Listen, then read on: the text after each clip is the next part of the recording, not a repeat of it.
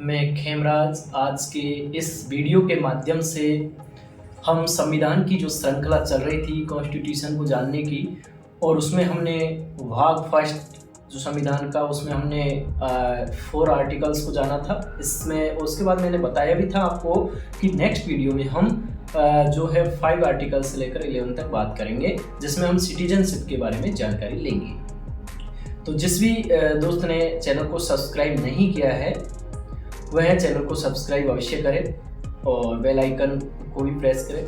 ठीक है, तो मित्रों अब हम चलते हैं ज़्यादा बात न करते हुए हमारे टॉपिक पर। तो सिटीजनशिप, फर्स्ट ऑफ ऑल हम बात करते हैं सिटीजनशिप की। सिटीजनशिप क्यों ज़रूरी है? क्योंकि नागरिकता के बिना जो है व्यक्ति की पहचान नहीं हो सकती, यानी वो अपनी आइडेंटिफिकेशन किसके आधार पर करवाएगा, यानी अपनी पहचान नागरिकता के आधार पर ही किसी भी देश में अपनी पहचान करवा पाएगा।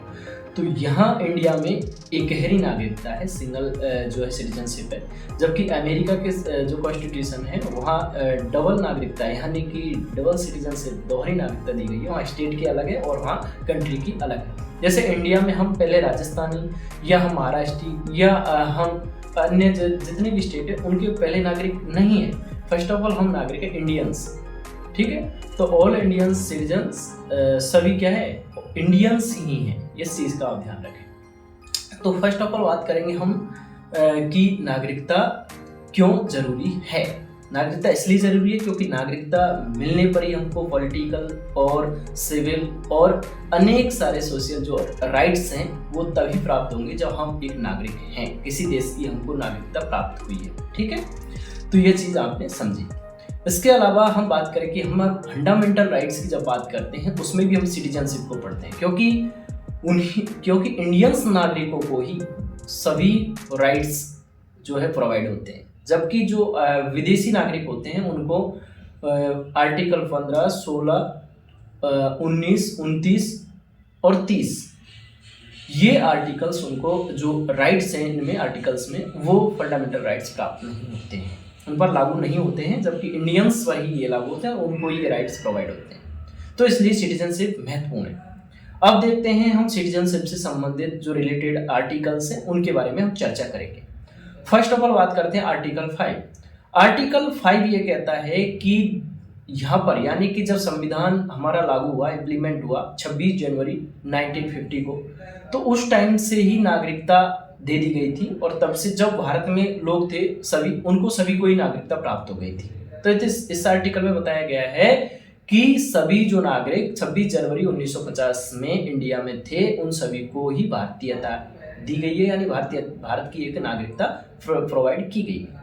ये आर्टिकल 5 बताता है। इसके बाद में हम आर्टिकल 6 की बात करें तो आपने ये भी पता होगा कि इंडिया वसुधैव कुटुंबकम की अवधारणा पर चलने वाला देश है, और अच्छी बात है, अतिथि देवो भव मानते हैं। इसलिए हमने पहले फर्स्ट ऑफ ऑल जो डिवीजन हुआ हमारा 1947 में, उस टाइम क्या हुआ कि पाकिस्तान के जो नागरिक थे यानी इंडिया में आए थे, तो पाकिस्तान से आए हुए नागरिक, आर्टिकल 6 क्या कहता है, पाकिस्तान से भारत में आए हुए नागरिक माइग्रेट हुए ना, तो वो नागरिकों को नागरिकता देने का प्रावधान आर्टिकल 6 करता है। इसके अलावा बात करें आर्टिकल 7 में, तो जो भारत से डिवीजन हुआ इंडिया का, उस टाइम भारत से जो पाकिस्तान में गए थे, भारत से कहाँ गए थे, पाकिस्तान में गए थे, माइग्रेट हुए थे और फिर दोबारा इंडिया में आए, तो उनको नागरिकता देने का प्रावधान किसमें किया गया, आर्टिकल 7।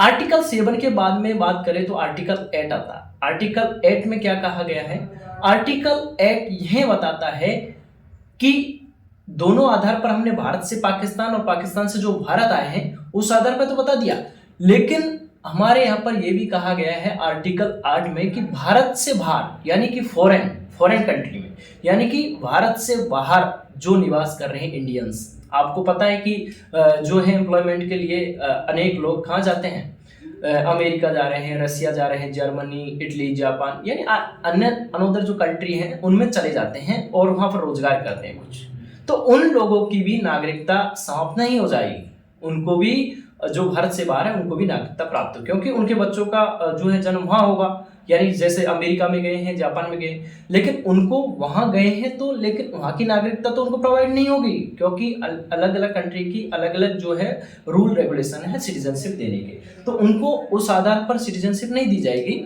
उसका अलग अलग जो है रूल रेगुलेशन होता है अलग अलग कंट्री का, ठीक है। तो उनको भी नागरिकता दी जाएगी। आर्टिकल 8 ये बताता है कि भारत से बाहर जो रह रहे हैं और जो इंडियंस हैं या उनके दादा परदादा या उनके माता पिता में से कोई इंडियंस है तो उनको नागरिकता दी जाएगी, आर्टिकल 8। इसके अलावा आर्टिकल 9 क्या कहता है? आर्टिकल 9 हमने 3 आर्टिकल पढ़े हैं, इनको एक बार रिपीट करते हैं, इसके बाद आर्टिकल 9 की बात करेंगे। आर्टिकल 5 में हमने बात की कि 26 जनवरी 1950 के बाद में जितने भी नागरिक इंडिया में थे उनको सिटीजनशिप दी गई। इसके बाद में आर्टिकल 6 की बात की हमने। आर्टिकल 6 ये कहता है कि पाकिस्तान से भारत आए हुए नागरिक, और आर्टिकल 7 ये कहता है कि भारत से पाकिस्तान गए हुए नागरिक और दोबारा इंडिया में आए, और आर्टिकल 8 ये कहता है कि भारत से बाहर के नागरिक, भारत से बाहर जो नागरिक गए हुए हैं उनको नागरिकता दी जाएगी। यहां तक हमने समझा था, ठीक है। इसके बाद में आर्टिकल हम 9 की बात कर ही ली हमने, 8 तक कर लिए, 9 की बात करेंगे। विदेशी नागरिक। विदेशी नागरिक का मतलब होता है जो भारत में विदेश से नागरिक कोई आता है इंडिया में तो उसको नागरिकता किस आधार पर दी जाएगी? तो उसको जो नागरिकता दी जाएगी, सिटीजनशिप दी जाएगी, वो उसके कुछ रूल्स रेगुलेशन है, ठीक है। तो भारत से बाहर के लोग जो आए हैं इंडिया में, यानी भारत से बाहर के लिए तो हमने आर्टिकल 8 पढ़ा। 9 में ये कहा गया कि विदेशी जो नागरिक है उनको भी नागरिकता देने का कुछ प्रावधान है, वो आर्टिकल 9 के आधार पर हम देते हैं।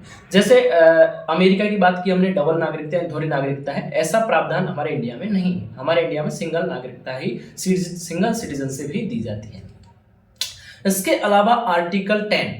अब आर्टिकल 10 सबसे इंपॉर्टेंट है, क्यों?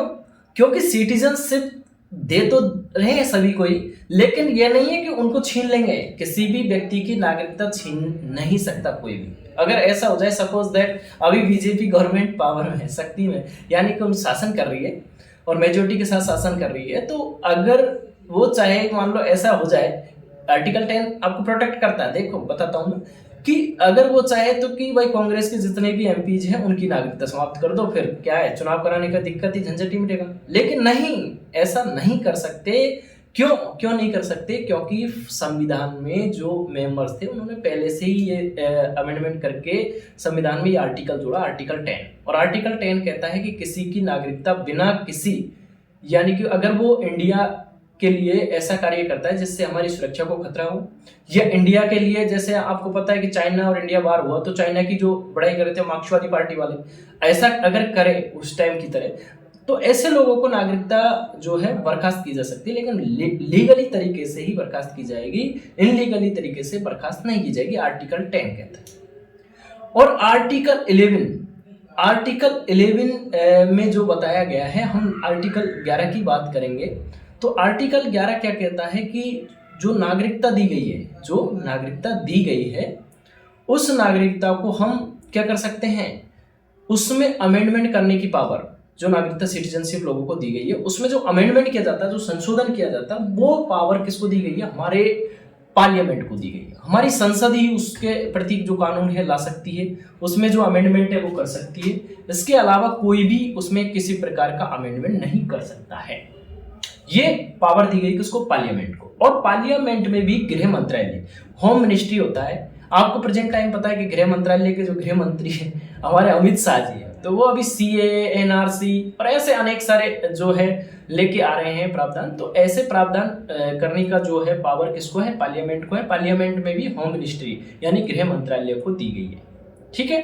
तो ये आर्टिकल 11 कहता है। तो इन सारे आर्टिकल्स को हमने जाना और इन आर्टिकलों में ही सिटीजनशिप के बारे में अच्छे से डेफिनेशन दी गई है। और हमने ये भी जाना कि फंडामेंटल राइट्स कौन कौन से प्रोवाइड होते हैं जो नागरिक होते हैं और जो नागरिक नहीं होते हैं उनको।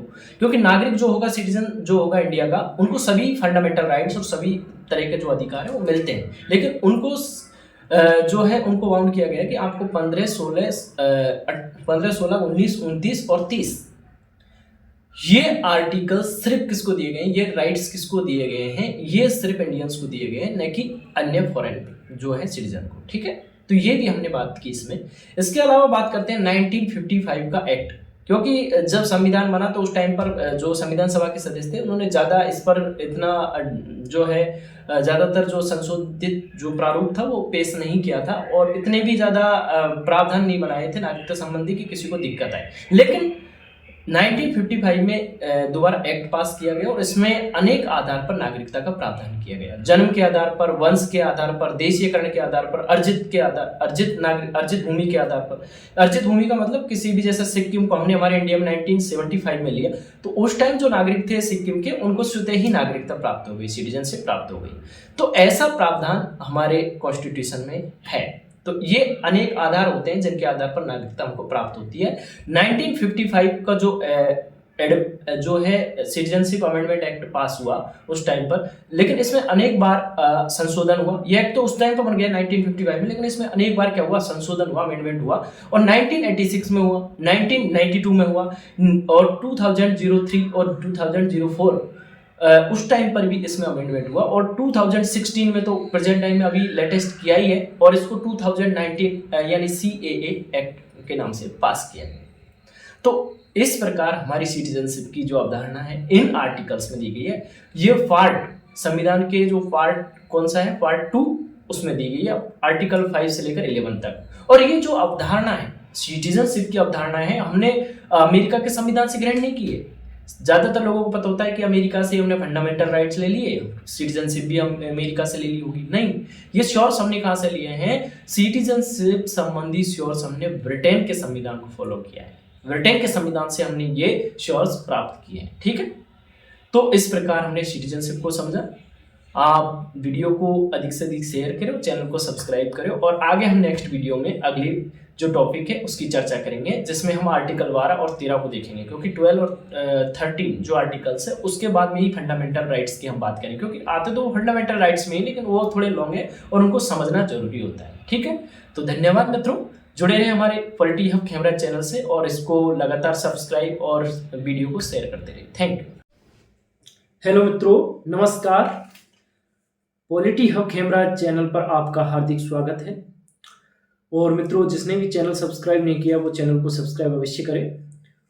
और मित्रों, आज की वीडियो के माध्यम से हम चर्चा करेंगे, हमने जो सिटीजनशिप वाला जो टॉपिक था उसको क्लियर कर लिया है, और इसके बाद हमने बताया था कि आगे हम फंडामेंटल राइट्स की बात करेंगे, जो आर्टिकल 12 से लेकर 35 तक हम इसकी चर्चा करेंगे।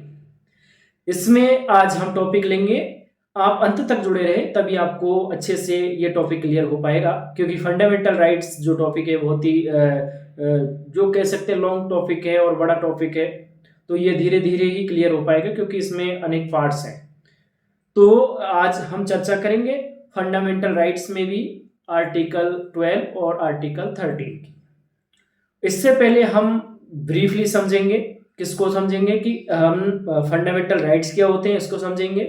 इसके बाद हम ह्यूमन राइट्स यानी मानव अधिकार क्या होते हैं इसको समझेंगे, और जो है लॉ राइट्स क्या होते हैं, कानूनी अधिकार, विधिक अधिकार क्या होते हैं, क्योंकि तीनों में डिफरेंसेस जो होते हैं वो हम समझ नहीं पाते हैं और तीनों को एक ही मान लेते हैं। तो इसलिए पहले इसकी जो है चर्चा करेंगे। इसके बाद हम आएंगे आर्टिकल्स पर, आर्टिकल 12 और आर्टिकल 13। दोनों आर्टिकल्स को समझना बहुत ही जरूरी है, इसके बाद में ही हमको फंडामेंटल राइट्स पढ़ने चाहिए। तो देखते हैं हम सर्वप्रथम, या फर्स्ट ऑफ ऑल देखते हैं हम क्या देखते हैं, fundamental rights and human rights and law rights, ये तीनों में क्या क्या डिफरेंसेस है उनको देखते हैं। पहले देखते हैं हम मानव अधिकार यानी ह्यूमन राइट्स को देखते हैं फर्स्ट ऑफ ऑल। तो मानव अधिकार जो होते हैं वो क्या होते हैं, वैश्विक स्तर पर होते हैं, लेकिन ये संविधान में क्या है लिखे हुए नहीं है, या संविधान में इनका किसी प्रकार का कोई वर्णन नहीं होता है। और इसीलिए हम मानव अधिकारों का जब हनन होता है किसी व्यक्ति का, तो क्या होता है कि हम सुप्रीम कोर्ट में नहीं जा सकते हैं ह्यूमन राइट्स के लिए। अगली बात यह कि ह्यूमन राइट्स जो होते हैं उसके लिए हम सुप्रीम कोर्ट भी नहीं जा सकते, लेकिन ये क्या होते हैं कि हमको नेचर से प्राप्त होते हैं, यानी प्रकृति के द्वारा प्राप्त होते हैं, जन्म से पहले भी प्राप्त हो जाते हैं। ये कौन से, ह्यूमन राइट्स। लेकिन फंडामेंटल राइट्स हमको किसी देश के अंतर्गत मिलते हैं, जबकि ये पर्टिकुलर क्या होता है, जो फंडामेंटल राइट होता है पर्टिकुलर कंट्री के होते हैं, लेकिन जो ह्यूमन राइट्स होते हैं वो वैश्विक स्तर पर होते हैं। ठीक है मित्रों, इतना आप ध्यान रखें। और फंडामेंटल राइट्स क्या होते हैं, वो पर्टिकुलर कंट्री के द्वारा दिए जाते हैं और उनका संविधान में उल्लेख होता है, उनका वर्णन होता है, अनेक सारे आर्टिकल्स में इसका वर्णन होता है। चाहे अमेरिका का कॉन्स्टिट्यूशन हो, चाहे चाइना का कॉन्स्टिट्यूशन हो, चाहे अन्य किसी भी कंट्री का कॉन्स्टिट्यूशन हो, फंडामेंटल राइट्स का वर्णन निश्चित रूप से मिलता है। और ये हमेशा क्या होते हैं, ये स्टेट के प्रति हमेशा नेगेटिव रहते हैं। अब क्यों? क्योंकि राज्य के विरुद्ध होते हैं। क्या होते हैं? राज्य के विरुद्ध होते हैं, क्योंकि लोगों को जो ये राइट्स प्राप्त होते हैं उनके लिए वो राज्य के ऊपर किसी प्रकार का जो ब्लेम लगा सकते हैं वो सुप्रीम कोर्ट में जाकर लगा सकते हैं। ये पावर देते हैं हमको किसी भी संविधान में फंडामेंटल राइट्स। चलिए अगली बात करते हैं हम लॉ राइट्स की, यानी कि कानूनी अधिकार या विधि अधिकार। अब कानूनी अधिकार और विधि अधिकार क्या होते हैं? कानूनी अधिकार और विधि अधिकार वे अधिकार होते हैं जिनका संविधान में वर्णन नहीं होता है, ये कह सकते हैं, लेकिन कुछ हद तक होता है, लेकिन उसका किसी प्रकार का यानी कि हम उसके लिए सुप्रीम कोर्ट में नहीं जा सकते, वो कुछ समय के लिए होते हैं। जैसे आपको मालूम होगा कि हमारा आर्टिकल 31 यानी कि राइट टू प्रॉपर्टी, संपत्ति का अधिकार जो था उसको हमने जो हमारा संवैधानिक अधिकार था उसको हटाकर हमने लॉ राइट्स बना दिया, कानूनी अधिकार बना दिया। उसके लिए हम सुप्रीम कोर्ट नहीं जा सकते हैं। इस बात को आप क्लियर करें। अगली बात करते हैं जो हमारा राइट टू प्रॉपर्टी है, हम अभी डेफिनेशन ही चल रही है, हमारी तीनों में जो डिफरेंसेस है उसको ही बता रहे हैं, ये ध्यान रखें आप। तो जो लॉ राइट्स है उसको 31 आर्टिकल को हमने 44वां अमेंडमेंट यानी 44 अमेंडमेंट 1978 में किया, 44वां संविधान संशोधन 1978 में किया। और जो हमारा कौन सा राइट है, राइट टू प्रॉपर्टी था, उसको हमने आर्टिकल 300 के ए में रखा गया है और इसको एक नॉर्मल विधि कानून बना दिया है। अब कोई भी इसके लिए सुप्रीम कोर्ट का दरवाजा नहीं खटखटा सकता है। ये हुआ क्लियर। तो तीनों में आप डिफरेंसेस समझ गए होंगे, ये मैं आशा करता हूं। अगली जो हम परिचर्चा करेंगे, अब चर्चा रखेंगे, वो रखेंगे अब हम किसकी, अब रखेंगे हम फंडामेंटल राइट्स की। फंडामेंटल राइट्स में हम आर्टिकल 12 से लेकर आर्टिकल 35 तक देखते हैं। इसमें जो आगे के फंडामेंटल राइट्स है, जैसे राइट टू इक्वलिटी है, राइट टू फ्रीडम है, उन सभी जो है फंडामेंटल राइट्स उनकी चर्चा हम नेक्स्ट वीडियो में करेंगे। लेकिन उससे पहले हम आर्टिकल 12 और आर्टिकल 13 को समझेंगे, जो कि बहुत ही इंपॉर्टेंट आर्टिकल है। और ये आर्टिकल्स अनेक कंपटीशन एग्जामों में आते रहते हैं। आईएएस, आरएएस, किसी भी स्टेट एडमिनिस्ट्रेटिव सर्विसेज की आप एग्जाम दोगे तो निश्चित रूप से आपको ये क्वेश्चन मिलेंगे। और इसके अलावा आप किसी भी टीचर्स एग्जाम के प्रिपरेशन कर रहे हैं या एसएससी सीपीओ कर रहे हैं तो इसमें भी निश्चित रूप से आपको ये कुछ क्वेश्चन इनमें से मिल सकते हैं। तो आर्टिकल 12 को देखते हैं हम। आर्टिकल 12 फंडामेंटल राइट्स की शुरुआत यहां से हो जाती है, लेकिन फंडामेंटल राइट्स को पढ़ने से पहले हमको आर्टिकल 12 और आर्टिकल 13 को समझना बहुत ही जरूरी है। क्यों? देखिएगा, आर्टिकल 12 राज्य की परिभाषा देता है, यानी स्टेट की डेफिनेशन देने का काम आर्टिकल 12 करता है। इसके अलावा भी हम आर्टिकल 12 के अलावा भी राज्य की परिभाषा के लिए जो आर्टिकल्स देखते हैं वो 152 भी देखते हैं, ठीक है। और इसके अलावा हम जो है हमारे जो डीपीएसपी है, डायरेक्ट प्रिंसिपल पॉलिसी, जो हमको नीति निर्देशक तत्व जो संविधान में दिए गए, उनमें भी हम स्टेट की जो है डेफिनेशन को देखते हैं आर्टिकल 36 में। तो ये हुई चर्चा स्टेट की परिभाषा की। अब स्टेट की डेफिनेशन क्या है, आर्टिकल 12 में कौन सी डेफिनेशन दी गई और कैसे दी गई है, उसको हम देखते हैं। तो आर्टिकल 12 जो स्टेट की डेफिनेशन देता, उसमें स्टेट की डेफिनेशन में क्या क्या चीजें हैं। अब आप स्टेट का मतलब किसी राज्य को ना समझे, स्टेट का जो है मीन्स है वो किसी कंट्री के लिए कहा गया है, यानी पूरे देश के लिए कहा गया है। अब आर्टिकल 12 में हम देखते हैं कि जो स्टेट की डेफिनेशन है उसमें सेंट्रल यानी कि संघ सरकार को इंप्लीमेंट करने का काम करती है संसद पार्लियामेंट, ठीक है। तो जब भी संघ सरकार की बात होगी संसद की बात होगी, ठीक है, ये बात ध्यान रखें आप। और आर्टिकल 79 संसद के बारे में बताता है, ठीक है। और इसके बाद में ये हुई संघ सरकार और संसद की बात, ये संघ सरकार और संसद की बात हुई। इसके बाद में इसी आर्टिकल्स में जो डेफिनेशन है स्टेट की, उसी में दिया गया है क्या, स्टेट की बात, राज्य सरकार की बात। अब राज्य सरकार में विधानमंडल होता है, विधानमंडल की बात करेंगे क्योंकि संसद एज ए सेंटर। इसी प्रकार स्टेट में विधानमंडल होता है, ठीक है। इसके बाद अगर देखें हम तो स्थानीय स्वशासन देखते हैं। अब स्थानीय स्वशासन को हमने 2 पार्ट्स में डिवाइड किया है और 1993 में इसके लिए कानून बनाए गए। 1993 और 1994। 1993 में हमने बनाए थे नगर, जो ग्राम पंचायत हैं, ग्राम पंचायतों के लिए पंचायती राज लेके आए थे, और 1994 में हमने नगर पालिका यानी शहरी स्वशासन के लिए कुछ कानून बनाए थे, और उसी टाइम पर इसकी शुरुआत हुई थी। लेकिन हम सिर्फ समझ रहे हैं आर्टिकल 12, इसके साथ हम अनेक सारी चर्चाएं भी कर लेते हैं। तो हम सिर्फ वही देखेंगे जो ग्राम पंचायत और नगर पालिकाओं में दी गई। देखते हैं जो स्थानीय स्वशासन की डेफिनेशन है उसको देखते हैं। तो हम देखते हैं 73 और 74 अमेंडमेंट, 73वां और 74वां संविधान संशोधन, इसके बारे में इसमें अच्छे से जो है नगर पालिकाओं की और ग्राम पंचायतों की बात की गई है, ठीक है। अब सब हम बात करते हैं जो है ग्राम पंचायत राज की बात करते हैं। तो महात्मा गांधी जी की जो संकल्पना थी, उनकी संकल्पना थी कि हमारा देश गांव तक शासन करे, हमारा देश गांव तक जो विकास की परिभाषा उसको लेकर जाए।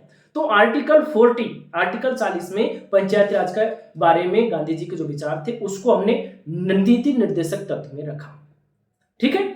तो इसी डेफिनेशन दिया गया है कि भाई साहब पहले ग्राम पंचायत होगी, अब पंचायत राज की बात करेंगे हम, पहले ग्राम पंचायत होगी, इसके बाद में पंचायत समिति होगी और जिला परिषद होगी। ये पंचायत राज का ढांचा है। इसी प्रकार स्ट्रक्चर, जिस प्रकार पंचायत राज का, ऐसा स्ट्रक्चर किसका है? नगर पालिकाओं का है।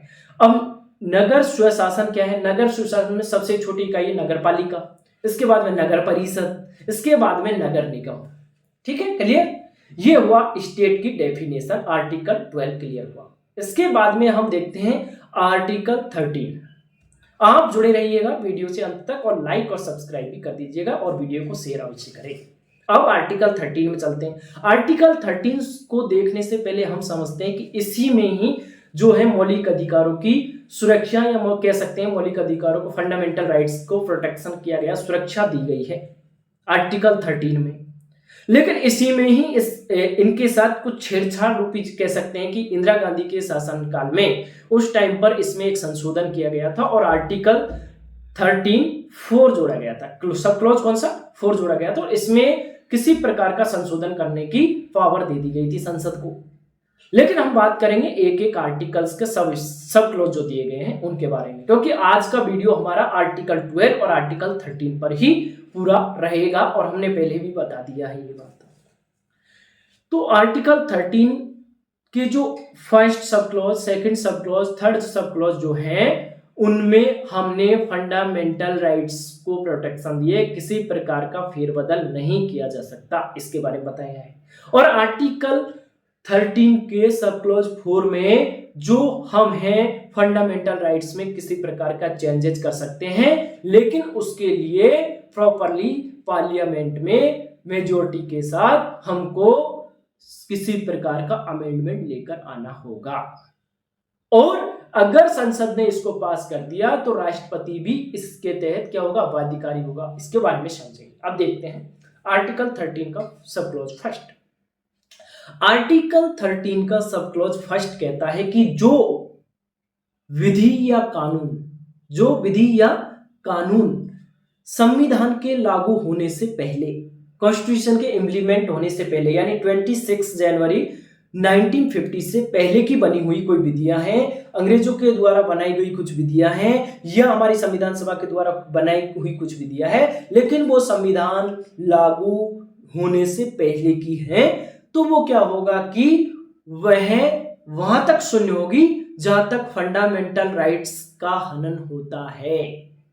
तो राइट्स यानी कि जो विधियां संविधान के लागू होने से पहले बनी है, तो वही विधियां आर्टिकल 13 है उसके सब क्लॉज फर्स्ट में रहेगी और फंडामेंटल राइट्स को प्रोटेक्शन देती रहेगी। ये बात की गई है। इसी को ही कहते हैं आच्छादन का सिद्धांत, इसी को ही कहते हैं आंशिक फेरबदल का सिद्धांत भी कह सकते हैं, आंशिक परिवर्तन का सिद्धांत कह सकते हैं, या आच्छादन का सिद्धांत कह सकते हैं, ठीक है। ये हुआ क्लियर, यानी छिपने का सिद्धांत, ग्रहण का सिद्धांत, ये चीज आप ध्यान रखें। एक एग्जांपल देके मैं आपको समझाता हूं कि आच्छादन और ये ग्रहण का सिद्धांत क्या होता है। यानी जो संविधान से पहले की बनी विधियां हैं, 1 मिनट में एक एग्जांपल देता हूं और आपको समझाता हूं।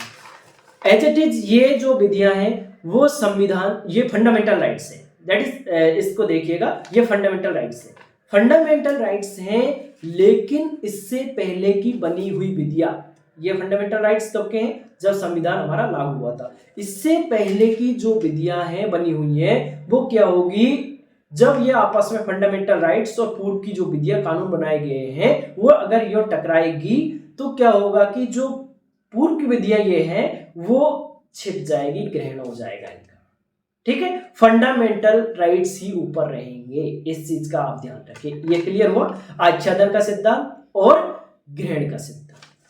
अब अगले सब क्लोज को देखते हैं, आर्टिकल 13 के सब क्लोज 2 को देखते हैं।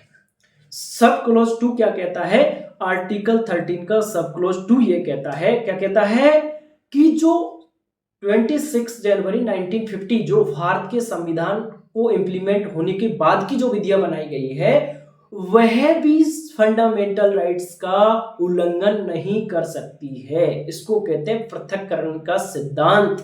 पृथक कर दी जाएगी वो विधियां, उन विधियों को अलग कर दिया जाएगा जो विधियां संविधान के फंडामेंटल राइट्स का उल्लंघन करती है, ठीक है।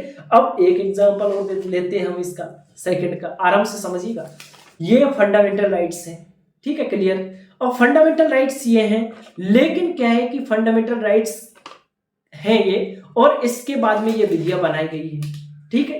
अब ये विधियां फंडामेंटल राइट्स से जुड़ी हुई है, ठीक है, क्योंकि संविधान लागू होने के बाद की है ना। लेकिन क्या होगा कि अगर ये विधियां यहां तक, मान लो कि यहां तक ये क्या करती है, संविधान का उल्लंघन कर रही है, तो ये विधियों को यहां से अलग कर दिया जाएगा, ठीक है। यहां से क्या कर दिया जाएगा, यहां से ये विधियों को अलग कर दिया जाएगा, ऐसे अलग करके इनको रख दिया जाएगा, और ये क्या होगा, एज इट इज यहां पर रुक जाएगी। तो ये संविधान के जो फंडामेंटल राइट्स है उनको सर्वोपरि और उनको ही बढ़ावा देने का काम, या उनको सबसे बड़ा मानने का काम किया गया है। विधियां संसद कार्यपालिका के द्वारा जो बनाई गई है वो विधियां किसी प्रकार से उल्लंघन नहीं कर सकती फंडामेंटल राइट्स का, क्लियर। ये फंडामेंटल राइट्स का जो सब क्लॉज 2 है इसमें बताया गया है। अब संविधान का सब क्लॉज जो 3 है, आर्टिकल 3 सब क्लॉज 3 जो है, आर्टिकल सब क्लॉज 3 उसके बारे में, और जो हम बात कर रहे थे आर्टिकल 13 के जो सब क्लॉज 3 की बात कर रहे हैं कि आर्टिकल 13 का सब क्लॉज 3 जो है उसमें किसी भी प्रकार का आदेश जो प्रेसिडेंट के द्वारा निकाला गया है, और अध्यादेश जो राष्ट्रपति राज्यपाल के द्वारा निकलवाता है, वो अध्यादेश, आदेश, नियम, निर्णय, विनिर्णय, नियम, विनियम, ऐसे अनेक प्रकार के जो अध्यादेश वगैरह निकाले जाते हैं, अनेक सारी डिक्रीज होती हैं जो सुप्रीम कोर्ट के द्वारा निकाली जाती है, वो सभी क्या होगी, फंडामेंटल राइट्स का किसी प्रकार से उल्लंघन नहीं करने चाहिए। अगर वह करती है तो सुप्रीम कोर्ट उन विधियों को रोक सकता है और मौलिक अधिकारों को प्रोटेक्शन दे सकता है, और मूल ढांचे को परिवर्तित नहीं करने वाली होनी चाहिए। ये आर्टिकल जो आर्टिकल 13 है उसका सब क्लोज 3 कहता है। लेकिन क्या हुआ, हम बात कर रहे थे इंदिरा गांधी जी की, तो 19 जो 3 तरह के वाद आए थे, वाद 3 तरह के कौन कौन से आए, संकरीवाद आया था 1952 में, और इसके बाद में एक और वाद आया था 1965 में संजय सिंह, इसके बाद में एक और वाद आया गोलकनाथ वाद 1967 में, और इसके बाद में केशवानंद भारती वाद आया था 1973 में। जब जो शुरुआती 2 वाद थे उसमें कहा गया था कि संविधान में संशोधन तो कर सकते हैं, लेकिन कुछ सीमाएं उसकी निर्धारित कर दी थी कि इस सीमा तक ही कर सकते हैं। लेकिन क्या हुआ, जब इंदिरा गांधी जी प्रधानमंत्री बनी तो उन्होंने इसके लिए एक प्रावधान लेकर आई, और उन्होंने ये जो सब क्लोज 13 आर्टिकल यानी आर्टिकल 13 का जो सब क्लोज 4 जोड़ा है, सब क्लोज जो 4 जोड़ा है वो इंदिरा गांधी जी की ही देन है। और उन्होंने आर्टिकल 368 जो हमने दक्षिण अफ्रीका के संविधान से लिया गया है, संविधान में संशोधन करने की प्रक्रिया, उसमें भी किसी प्रकार का चेंज करके, यानी किसी प्रकार का उन्होंने चेंज किया, और उस चेंज को करके उन्होंने सब क्लोज फंडामेंटल राइट्स के आर्टिकल 13 के सब क्लोज 4 के रूप में जोड़ दिया था, और कहा गया और उन्होंने जो 1951 में और 1952 का जो वाद था संकरीवाद और 1965 और जो सज्जन सिंह वाद था, दोनों को चेंज किया और उन्होंने गोलकनाथवाद को ध्यान में रखा। और 1973 का जो केशवानंद भारती वाद था वह भी उसी के अमेंडमेंट में आया। और जो अमेंडमेंट 24वां अमेंडमेंट हुआ और 25वां जो अमेंडमेंट हुआ 1971 का, उस दोनों को उन्होंने क्या कर दिया, उनमें चेंज किया और उन्होंने कहा कि संविधान में किसी प्रकार का संशोधन किया जा सकता है, फंडामेंटल राइट्स में भी संशोधन किया जा सकता है। लेकिन वह संशोधन इतने लेवल का होना चाहिए कि वह संविधान के मूल ढांचे को परिवर्तित नहीं करने वाला होना चाहिए। और इसमें बताया गया कि मूल ढांचे की जो डेफिनेशन है वो सुप्रीम कोर्ट अपने स्तर पर वह क्या करेगा, उसकी डेफिनेशन देगा कि इस लेवल तक मूल ढांचे को चेंज नहीं कर सकते, चाहे किसी भी प्रकार की पार्लियामेंट में किसी भी सरकार के पास मेजोरिटी क्यों ना हो। ये चीज बताई गई आर्टिकल 13 के सब क्लोज 4 में। ठीक है, तो आपको क्लियर हुआ आर्टिकल 12 स्टेट की डेफिनेशन एंड आर्टिकल 13, जिसमें आर्टिकल 13 के सब क्लोज 3 फर्स्ट सेकंड थर्ड तीनों प्रोटेक्शन करते हैं जो है फंडामेंटल राइट्स को। और जो आर्टिकल 13 का सब क्लोज 4 है वो जोड़ा गया था इंदिरा गांधी जी के द्वारा और इसके आधार पर बताया गया था कि फंडामेंटल राइट्स में किसी प्रकार का चेंज तो किया जा सकता है, लेकिन वह जो हमारा संविधान का, कॉन्स्टिट्यूशन का जो स्ट्रक्चर है, मूल ढांचा है, उसको किसी प्रकार से चेंज नहीं किया जा सकता है। हाँ, कुछ हद तक आप संशोधन कर सकते हो, लेकिन मूल ढांचे में किसी प्रकार का परिवर्तन नहीं किया जाएगा। ठीक है, तो ये आर्टिकल 13 और आर्टिकल 12 की हमने चर्चा की। अब हम नेक्स्ट वीडियो में जो चर्चा करेंगे वो हम फंडामेंटल राइट्स, जिसमें राइट टू इक्वलिटी, जिसमें आर्टिकल 14, 15, 16, 17 और 18 की चर्चा करेंगे। राइट टू फ्रीडम, इसमें आगे के जो भी आर्टिकल्स उनकी चर्चा करेंगे। तो मित्रों धन्यवाद, आप इस वीडियो को अधिक से अधिक शेयर करें और चैनल को सब्सक्राइब करें, जिससे हमारा मोटिवेशन बढ़े और हम अच्छे से संविधान की परिचर्चा के साथ आपके साथ मिले और आपके कंपटीशन की तैयारी में कुछ सहयोग कर पाए। ठीक है मित्रों, धन्यवाद, आपका दिन शुभ। Okay, thank you.